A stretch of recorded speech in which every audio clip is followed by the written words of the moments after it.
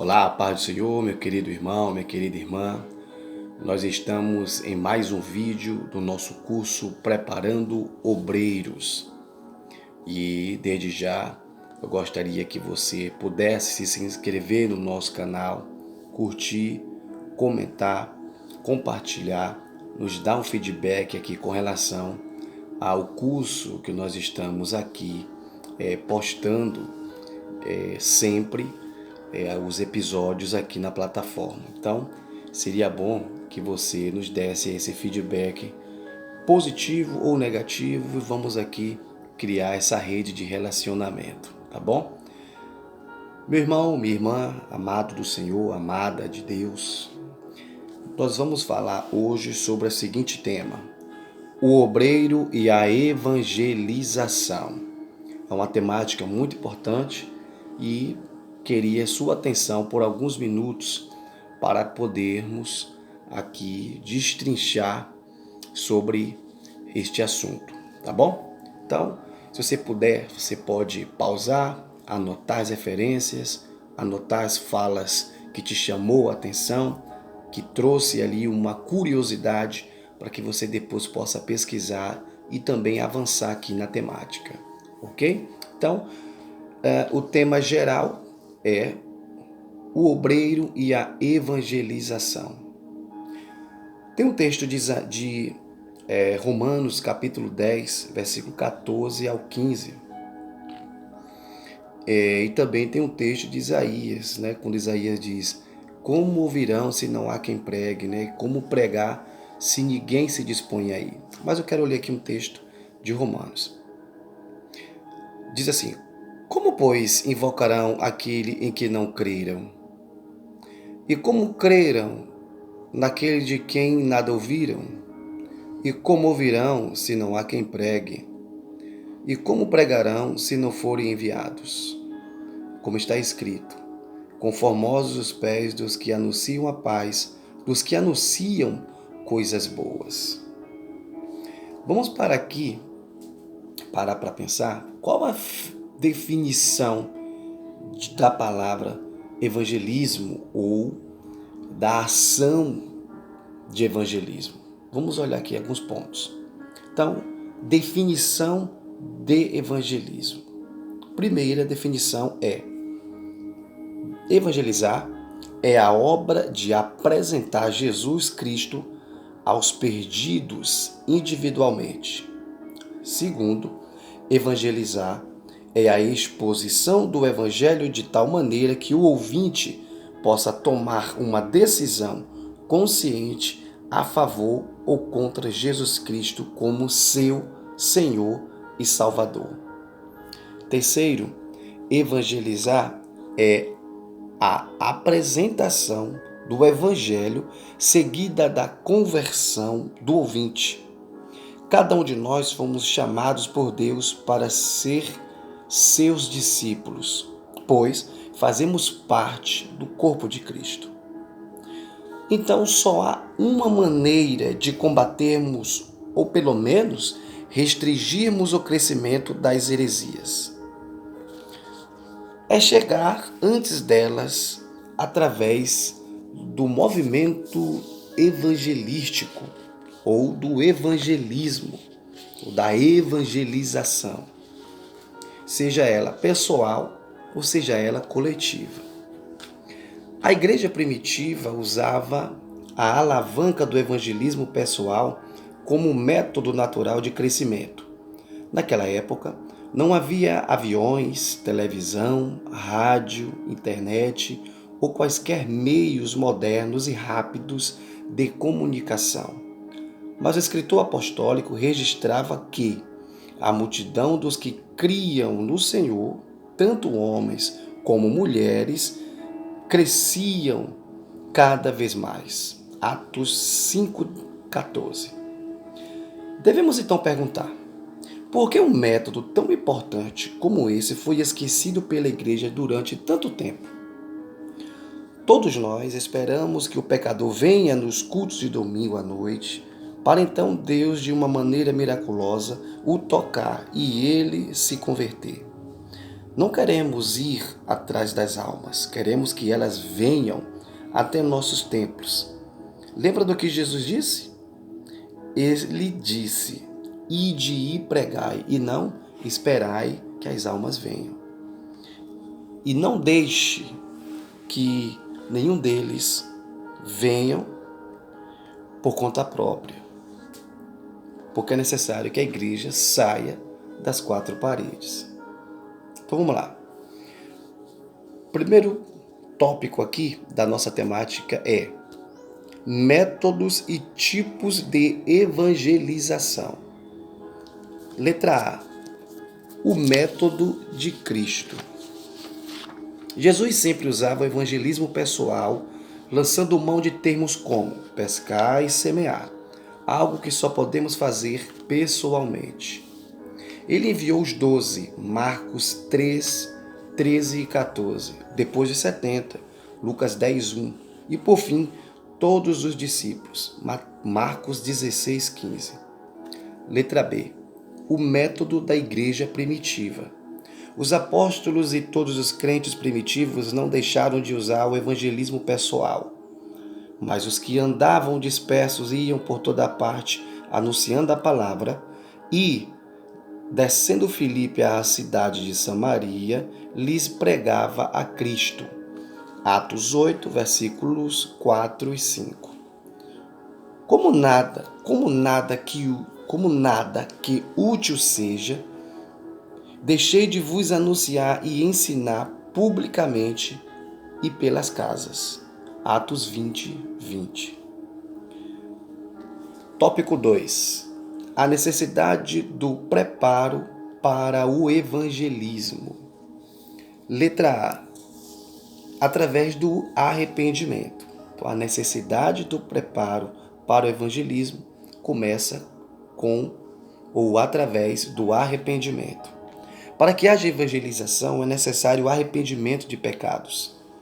Deixemos todo o embaraço e o pecado que tão de perto nos rodeia. Hebreus 12, 1. Todo grande avivamento na Bíblia começou com um arrependimento. Ezequias, 2 Reis 18, Josias, 2 Reis 22 e 23, e Neemias, capítulo de número 9. Letra B. Através da conversão. Só o crente que possui uma conversão autêntica de que Cristo levou nossos pecados em seu corpo na cruz, libertando-nos do poder do pecado e dando-nos a certeza da salvação, pode ganhar almas para Jesus. Letra C. Através da vitória sobre o pecado. Viver aquilo que se prega é essencial na vida de um evangelista. Devemos representar Cristo fielmente, pois Ele nos dá vitória sobre o pecado e é através de nossa experiência vitoriosa que poderemos pregar com autoridade e ensinar o recém-convertido a também obter estas vitórias. Letra D. Através da convicção. É preciso ter total convicção da mensagem de Cristo, crendo que estamos ensinando a verdade à humanidade e que o único caminho que leva para Deus é através de Cristo, sabendo que toda alma fora de Cristo está perdida. Letra E. Através da compaixão pelas pessoas perdidas. A compaixão motivou Jesus Cristo a percorrer várias cidades e povoados, ensinando, pregando e curando o povo aflito. Mateus capítulo 9, versículos 35 e 36. Somente assim poderemos enxergar as almas perdidas e, através do amor, seremos motivados a agir no sentido de ajudá-las. Letra F. Através da oração. A oração é essencial e indispensável na vida do cristão.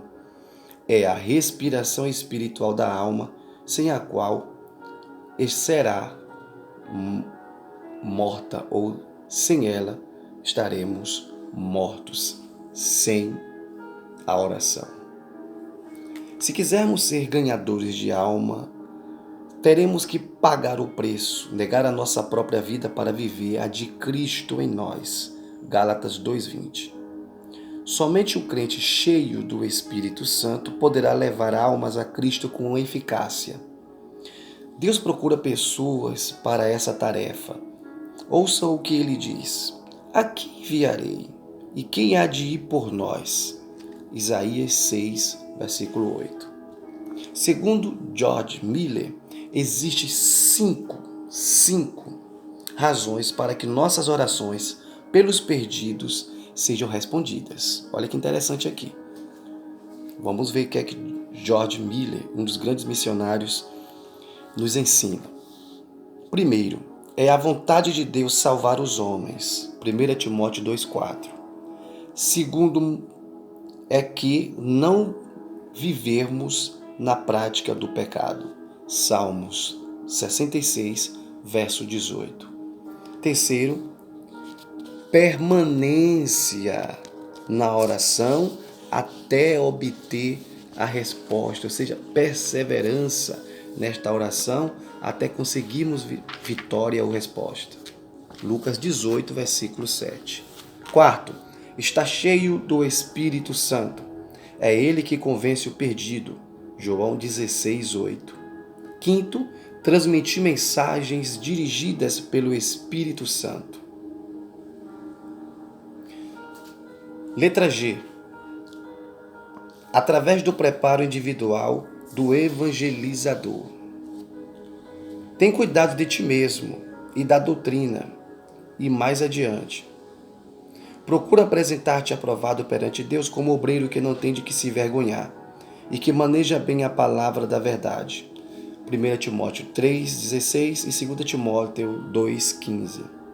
A preparação física. A primeira impressão é a que fica, porque nós, servos de Deus, temos que ser diferentes. Pense nisso. Eu e você somos os cartões postais de nossas igrejas. Não podemos descuidar de nossa aparência pessoal. A boa condição do organismo, a saúde equilibrada. Nunca devemos exagerar na alimentação. O exercício também é muito importante para quem quer servir ao Senhor. Longas caminhadas e outras atividades que desemperram os músculos e as juntas, os ossos, Essa prática de exercício físico são indispensáveis na vida do servo do Senhor. A preparação intelectual também é importante. É natural que o obreiro seja apreciador dos bons livros. O obreiro sábio se dedicará ao tipo de estudo mais proveitoso para o seu ministério. Não perderá os seus momentos preciosos com leituras supérfluas ou que nada edificam. Além da Bíblia, que é o primordial, a língua portuguesa deve merecer sua atenção perene. Como é lamentável o obreiro e quanto é prejudicial à mensagem cometer graves erros de português. O obreiro precisa conhecer bem a cultura de seu tempo, suas ideias, costumes, problemas, recursos, personalidade e sua psicologia. Paulo, o apóstolo aos gentios, não esquecia do seu preparo intelectual. E isso se nota quando ele pediu ao seu colega Timóteo os livros e pergaminhos, em 2 Timóteo, capítulo 4, versículo 13. Preparação espiritual. O obreiro deve prioritariamente buscar a qualidade espiritual. O obreiro deve levar a sério o estudo das Sagradas Escrituras. Não se aparte de sua boca o livro desta lei, antes medita nela de dia e de noite, para que tenhas cuidado de fazer conforme tudo quanto nele está escrito. Porque então farás prosperar o teu caminho e serás bem-sucedido. Josué capítulo 1, versículo 8. As Santas Escrituras são instrumentos poderosíssimos na vida de quem quer se dedicar na causa do Evangelho. Paulo disse: porque não me envergonho do Evangelho, pois é poder de Deus para a salvação de todo aquele que crê, primeiro do judeu, e também do grego. Romanos 1,16. Também, como já dissemos, a oração é um fator sem igual para o progresso espiritual do obreiro. O obreiro que não se dedica à oração não pode ser bem-sucedido em seu ministério. Vamos para o próximo tópico, o terceiro. O obreiro precisa estar totalmente comprometido com a evangelização. Cedo de manhã, ao voltar para a cidade, teve fome e, vendo uma figueira à beira do caminho, aproximou-se dela e, não tendo achado senão folhas, disse-lhe: Nunca mais nasça fruto de ti. E a figueira secou imediatamente. Mateus 21, versículos 18 e 19. O texto de Mateus traz uma denúncia relativa à improdutividade, à falta de frutuosidade da religião judaica, por diversas vezes referida ao Novo Testamento e associada à figura da árvore. Jesus teve fome, no versículo 18. A mesma fome que temos quando acordamos e cedinho nos envolvemos logo em várias atividades. Segundo, a figueira era generosa em folhas, frondosa, larga, exuberante, porém infrutífera. Terceiro, a árvore foi amaldiçoada por não dar fruto. Não encontrando um único fruto naquela árvore, ele diz algo fortíssimo: nunca mais nasça fruto de ti. E a reação foi imediata, e a figueira secou imediatamente. Conclusão: Jesus está dizendo deste mundo que a religião judaica é como aquela figueira.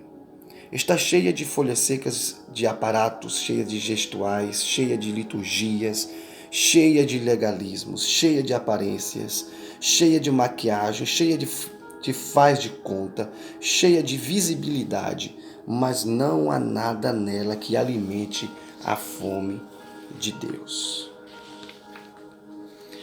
Gostaria de deixar aqui registrado algumas precisas e preciosas lições do texto. Primeiro, o texto está trazendo uma lição para todos nós. Tudo que vive, vive para se reproduzir. Ninguém é um fim em si mesmo. Segundo, tudo aquilo que está vivo tem que ter uma finalidade para além de si próprio. É imprescindível que produza algo. Terceiro, todos têm algo a dar. Não há ninguém tão estúpido que não tenha algo a dar. Ninguém que, por mais ignorante que seja, não ofereça algo. Que, por mais alienado que pareça, não possa contribuir e que, por mais idoso que se apresente na vida, possa ser um aposentado da produtividade. Quarto, a grande finalidade de nossa vida não é a nossa própria vida. Nossa vida tem que apontar para uma finalidade, tem que apontar para uma direção. A produtividade desvia a maldição. A figueira foi amaldiçoada por não dar frutos. Temos responsabilidades e fomos chamados não para ocupar simplesmente posições, mas para cumprir a grande comissão. Sexto, precisamos procurar saber que tipo de árvores somos nós. Porque porque nossos frutos serão requeridos em algum momento de nossas vidas. A figueira nos alerta que, assim como Israel foi cortado por não dar os frutos requeridos por Deus, nenhum de nós está isento da mesma sentença.